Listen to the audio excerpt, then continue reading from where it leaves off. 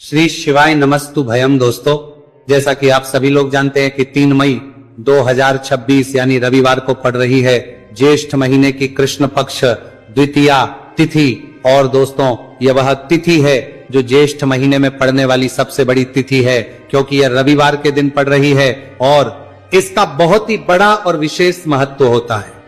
पूज्य गुरु जी ने कहा है कि अगर कभी भी मौका लग जाए और ज्येष्ठ महीने की द्वितीया तिथि रविवार को पड़ जाए तो आप लोगों को 7 चावल के दाने वाला उपाय तो अवश्य ही करना चाहिए।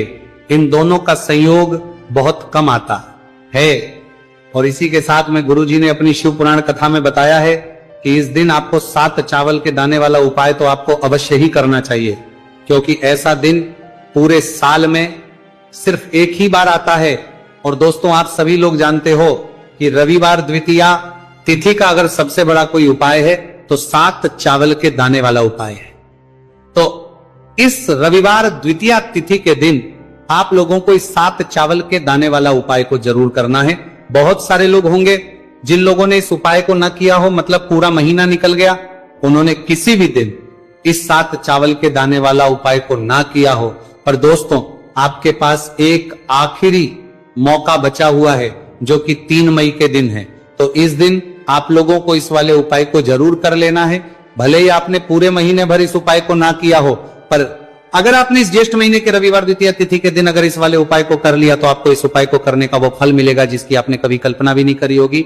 इसीलिए आप लोग इस वाले उपाय को एक बार जरूर कर लेना है, ताकि आप लोगों के हाथ से ये मौका ना जा सके और आपको इस उपाय को करने का फल मिल सके। दोस्तों, ये उपाय पंडित जी ने अपनी अभी की ही श्री शिव महापुराण की कथा में बताया है, जिस उपाय को आज हम आपको बहुत अच्छे से समझाने वाले हैं। इस वीडियो को देखने के बाद इस उपाय को के लिए आपको कोई और वीडियो को देखने की जरूरत नहीं पड़ेगी। तो चलिए दोस्तों, उपाय को शुरू करते हैं। देखिए, यह इस ज्येष्ठ महीने के रविवार द्वितीया तिथि के दिन यह इतना खास होता है, इतना महत्वपूर्ण होता है। देखा गया है कभी कभी बड़े बड़े पूजा पाठ अनुष्ठान से जो मनोकामना पूर्ण नहीं होते, वह ज्येष्ठ महीने के रविवार द्वितीया तिथि के दिन एक छोटे से उपाय करने से ही आपकी मनोकामना हो जाती है। और बहुत सारे लोगों ने इस उपाय को किया भी है और उनको इस उपाय को करने का फल भी जरूर मिला है। अगर आप लोग भी इस उपाय को करना चाहते हैं तो आप इस उपाय को पहले अच्छे से समझ लेना, सुन लेना, उसके बाद करना। आपको इस उपाय का फल जरूर मिलेगा और इस उपाय को कर लेने से आपके घर में चाहे किसी भी प्रकार की दुख और समस्या क्यों ना चल रही हो, आपको उसका कारण भी नहीं पता है कि भाई ये समस्या किस कारण से चल रही है। कुछ भी कारण हो सकता है, जैसे पितृदोष हो सकता है या किसी भी तरह का मंगल दोष भी हो सकता है। तो इस दिन आप लोगों को ये वाला उपाय कर लेना है। ये एक ऐसा उपाय है जिस उपाय को अगर किसी विशेष दिन पर किया जाए तो भाई उस विशेष दिन का जो है वो तो हमें मिलता ही मिलता है, पर हमने उस दिन पर इस उपाय को किया है तो हमें उससे भी बड़ा फल मिलता है और फल बहुत जल्दी मिलता है, क्योंकि आप इस उपाय को बहुत ही बड़े और विशेष दिन पर कर रहे हो। तो अब उपाय के बारे में बात करते हैं, लेकिन उससे पहले आप लोगों को यह जानना आवश्यक है कि आखिर ये उपाय किस समय करना है, किसको करना है और कैसे करना है।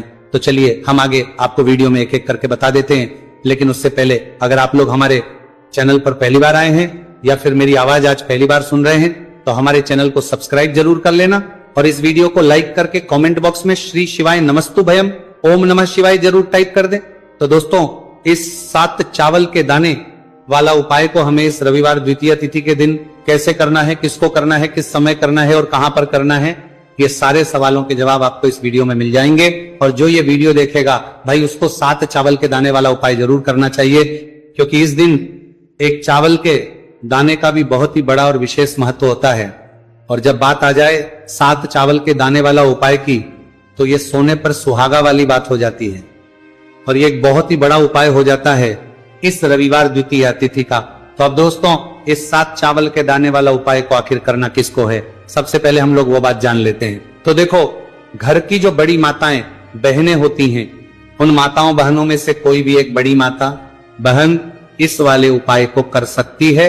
और दोस्तों, अगर आप चाहें तो अपने घर में से सभी सदस्यों को भी इस उपाय को सकते हैं। अगर किसी व्यक्ति की खुद की कोई मनोकामना है, खुद की कोई दुख और परेशानी है जो कि वो अपने लिए ही करना चाहता है, इस वाले उपाय को तो वो खुद अपने लिए भी कर सकता है।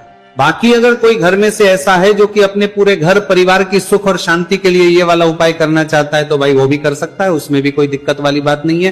कहने का मतलब यह है कि इस उपाय को हर एक सदस्य भी कर सकता है और पूरे घर परिवार के लिए घर की बड़ी माताओं बहनों में से कोई एक माता बहन भी कर सकती है। माताएं बहनें अगर घर में उपस्थित ना हो या वो यह वाला उपाय ना कर पा रही हो तो फिर घर का कोई बड़ा सदस्य भी इस 7 चावल के दाने वाला उपाय को कर सकता है, चाहे फिर वो पुरुष ही क्यों ना हो, उसमें कोई भी दिक्कत वाली बात नहीं है। अब दोस्तों जो अगला प्रश्न निकल कर आता है वो ये आता है इस उपाय को लेकर कि आखिर इस उपाय को हमें किस समय करना है, सुबह के समय करना है कि शाम के समय करना है। तो देखो इस वाले उपाय को आप लोग सुबह के समय भी कर सकते हो और शाम के समय प्रदोष काल में भी कर सकते हो।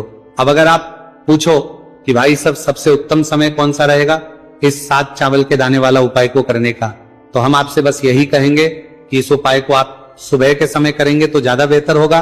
बाकी अगर प्रदोष काल शाम के समय भी करेंगे तो भी अच्छा होगा, उसमें कोई भी दिक्कत बात नहीं। तो अब दोस्तों जो अगली सबसे बड़ी और महत्वपूर्ण बात आती है वो ये आती है कि सुबह अगर हम उपाय को करेंगे तो हमें कितने बजे से लेकर कितने बजे तक के बीच में करना है, और शाम के समय प्रदोष काल में करेंगे तो हमें कितने बजे से लेकर कितने बजे के बीच में करना है। तो देखो सुबह जितनी जल्दी हो सके आप उपाय को करने की कोशिश करना। बाकी अगर किसी कारणवश लेट भी हो जाओ, थोड़ी देर भी हो जाए तो 10 या 11 बजे तक भी आप उपाय कर लेना, पर 12 बजे से ज्यादा देरी ना हो, ठीक है, इस बात का ध्यान रखना। उसके बाद में दोस्तों अगर शाम के समय प्रदोष काल की बात करें, प्रदोष काल का जो समय है होता है वो शाम के 6 बजे से शुरू हो जाता है।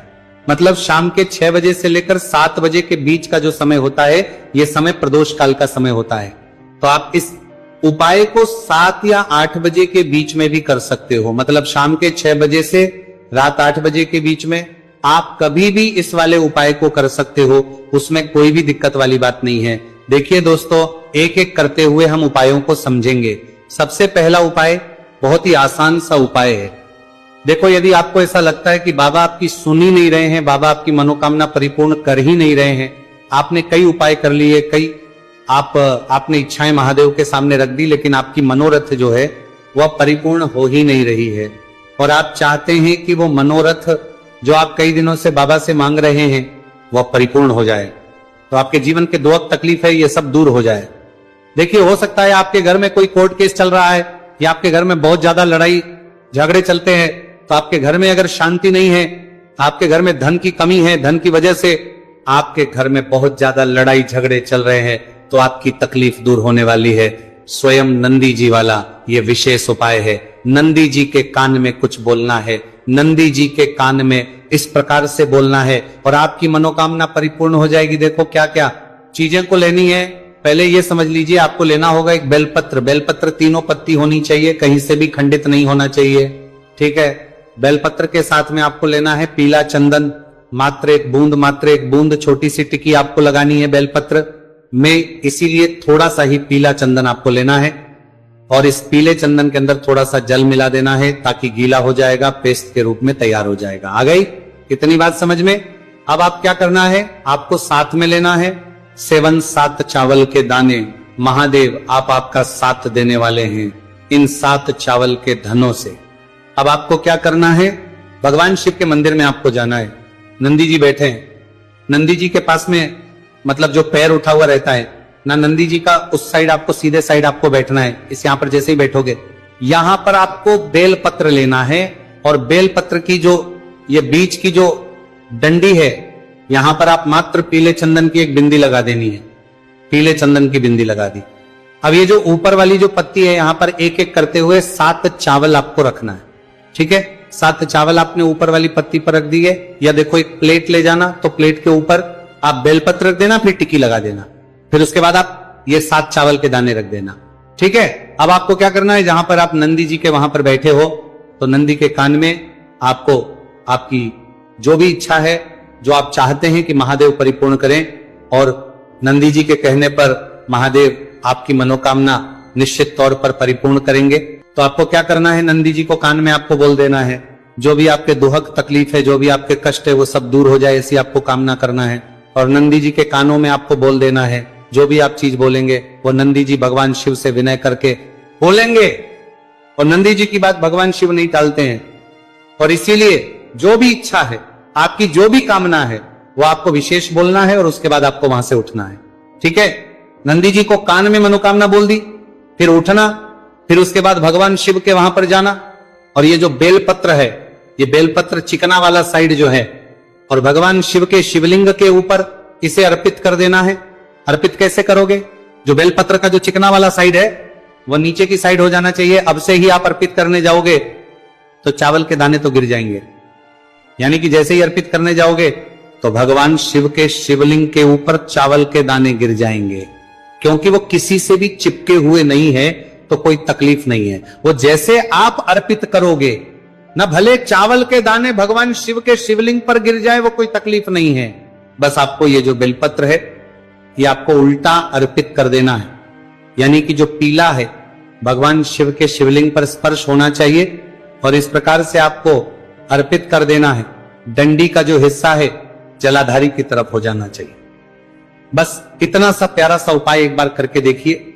निश्चित तौर पर महादेव आपकी जो भी मनोरथ है, जो बाबा से आप कई दिनों से मांग रहे हैं, वह निश्चित तौर पर परिपूर्ण हो जाएगी। आ गई इतनी बात समझ में। देखिए अब हम बात करते हैं दूसरे उपाय की। देखिए ये उपाय जीवन ऊर्जा का है, रविवार का दिन है और द्वितीया तिथि है। अगर आपके जीवन में बहुत ज्यादा अंधकार है, अगर आपके घर के जो बच्चे हैं बहुत ज्यादा सोचते हैं, या आपके घर में कोई भी ऐसा व्यक्ति है बहुत ज्यादा सोचता है, डिप्रेशन में रहता है, तनाव उसको है, तो तनाव को मुक्त करने के लिए ये उपाय है। अगर उसके भाग्य में जीवन में तेज की प्राप्ति नहीं है, तेज यानी कि ऊर्जा नहीं है, उदासी रहती है, जीवन में आलस है, तो फिर उस व्यक्ति को यह उपाय करना चाहिए। कोई काम करता भी है तो उसमें सफल नहीं हो पा रहा है, तो विशेष ये उपाय उसी व्यक्ति को करना है। देखो इस उपाय के लिए आपको क्या क्या सामग्री लेना होगी। सबसे पहले तांबे का एक पात्र लेना, उसके अंदर घर से आपको जल भरना है। अब इसी जल के अंदर आपको लाल चंदन डालना है। एक चुटकी डालें, थोड़ा ज्यादा डालें, जितना आपको डालना है आप डालें। लाल चंदन जो होता है वो तेज की वृद्धि करता है। रविवार के दिन लाल चीजों का उपाय करना बेहद शुभ होता है, और हो सके तो लाल रंग के कपड़े पहन करके अगर आप ये उपाय करेंगे ना तो और भी शुभ होगा। ये लाल चंदन मिश्रित जल आपको क्या करना है, आपको जाना है किसी भी बेलपत्र के पेड़ के वहां पर सुबह से लेकर के शाम तक आप यह उपाय कर सकते हैं। कल रविवार की द्वितीया तिथि पर सुबह से लेकर के शाम तक आप बेलपत्र के पेड़ के वहां पर जाना, उत्तरमुखी होकर आपके जीवन के अंधकार दूर हो। जो भी आप स्मरण करेंगे आप लेट उठते हैं, आपसे कोई कार्य बनता नहीं है, आपके जीवन में रोग बहुत ज्यादा है, तो भी आप ये उपाय करेंगे तो आपको उसका स्मरण करना है कि यह समस्या मेरी महादेव आपको दूर करना है। ऐसी कामना करते हुए आपको ये जो जल है श्री शिवाय नमस्तुभ्यम का स्मरण करते हुए ये पूरा जल आपको बेलपत्र के पेड़ की जड़ में आपको अर्पित कर देना है। बहुत ही आसान उपाय है और ये उपाय हर कोई कर सकता है, तो ये मौका आपको गंवाना बिल्कुल भी नहीं है। ये हो गया दूसरा उपाय। अब हम बात करते हैं अंतिम उपाय की, तीसरे उपाय की। देखो ये उपाय बहुत ज्यादा खास है। शिवलिंग पर चढ़ा जल 3 जगह आपको लगाना है, आपके शरीर में और आपकी बीमारी दूर हो जाएगी। देखो अगर आपको कोई बीमारी हो गई है और बार बार आप डॉक्टर को दिखा रहे हैं, डॉक्टर ने बोला 5-10 दिन अगर आराम नहीं होगा तो आप एडमिट हो, या आपके शरीर में कोई रोग है जो कई दिनों से है और आप चाहते हैं कि वो रोग आपका दूर हो जाए, तो यह रोग आपका निश्चित तौर पर दूर होगा। बहुत ही आसान सा उपाय है, घर का कोई भी व्यक्ति यह उपाय करने के लिए सकता है, ये रोगी व्यक्ति भी यह उपाय कर सकता है। मात्र तांबे के पात्र के अंदर 1 लोटा जल लेना है और आपको आज के दिन यानी कि रविवार की द्वितीया तिथि के दिन आपको जाना है भगवान शिव के मंदिर में। और अब आपको क्या करना, इस उपाय को समझना। 1 लोटा जल है, अब आपको भगवान शिव के शिवलिंग पर सबसे पहले गणेश जी के स्थान पर, कार्तिकेय जी के स्थान पर, मां माता अशोक सुंदरी वाले स्थान पर, पार्वती माता के हस्तकमल पर, फिर भगवान शिव के शिवलिंग पर आपको अर्पित कर देना है। जैसे ही जल जलाधारी के वहां पर आएगा ना, वो जल आपको झेल लेना है।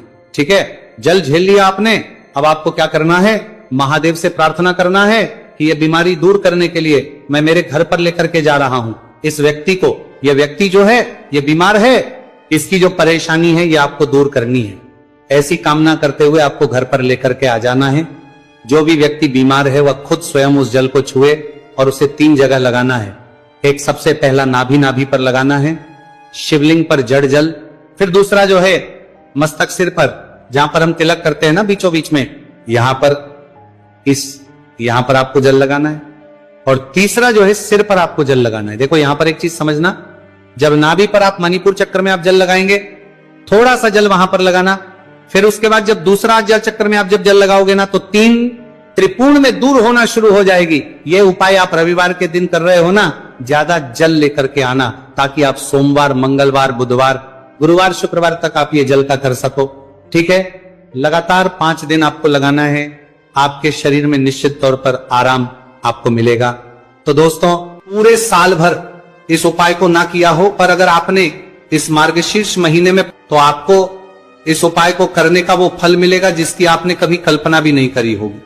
इसीलिए इस हल्दी दीपक वाले उपाय को एक बार जरूर कर लेना, ताकि आप लोगों के हाथ से यह मौका ना जा सके और आपको इस उपाय को करने का फल मिल सके। दोस्तों, ये उपाय पंडित जी ने अपनी अभी की ही शिव महापुराण की कथा में बताया है, जो इस उपाय को आज हम आपको बहुत अच्छे से समझाने वाले हैं। इस वीडियो को देखने के बाद इस उपाय को समझने के लिए आपको कोई और वीडियो को देखने की जरूरत नहीं पड़ेगी। तो दोस्तों, इस उपाय को आपको कैसे करना है, कब करना है, कहां पर करना है, और उपाय को करते समय आपको किन किन गलतियों को नहीं करना है और आपको किन किन बातों का ध्यान रखना है, ये सारी जानकारी हम आपको इस वीडियो में देंगे। तो चलिए भक्तों, उपायों को शुरू करते। अगर आप भी चाहते हैं कि महादेव जी का आशीर्वाद आप पर सदैव बना रहे, तो वीडियो को लाइक करें, चैनल को सब्सक्राइब करें और कमेंट बॉक्स में हर हर महादेव जरूर लिखें। तो दोस्तों, यह थे पूज्य गुरुजी द्वारा बताए गए कुछ बहुत ही खास उपाय। अगर आपको जानकारी अच्छी लगी हो तो वीडियो लाइक करिएगा। मिलते हैं फिर एक नए वीडियो के साथ। श्री शिवाय। पूरे साल भर इस उपाय को ना किया हो, पर अगर आपने इस मार्गशीर्ष महीने में, तो आपको इस उपाय को करने का वो फल मिलेगा जिसकी आपने कभी कल्पना भी नहीं करी होगी। इसीलिए इस हल्दी दीपक वाले उपाय को एक बार जरूर कर लेना, ताकि आप लोगों के हाथ से यह मौका ना जा सके और आपको इस उपाय को करने का फल मिल सके। दोस्तों, ये उपाय पंडित जी ने अपनी अभी की ही शिव महापुराण की कथा में बताया है, जो इस उपाय को आज हम आपको बहुत अच्छे से समझाने वाले हैं। इस वीडियो को देखने के बाद इस उपाय को समझने के लिए आपको कोई और वीडियो को देखने की जरूरत नहीं पड़ेगी। तो दोस्तों, इस उपाय को आपको कैसे करना है, कब करना है, कहां पर करना है, और उपाय को करते समय आपको किन किन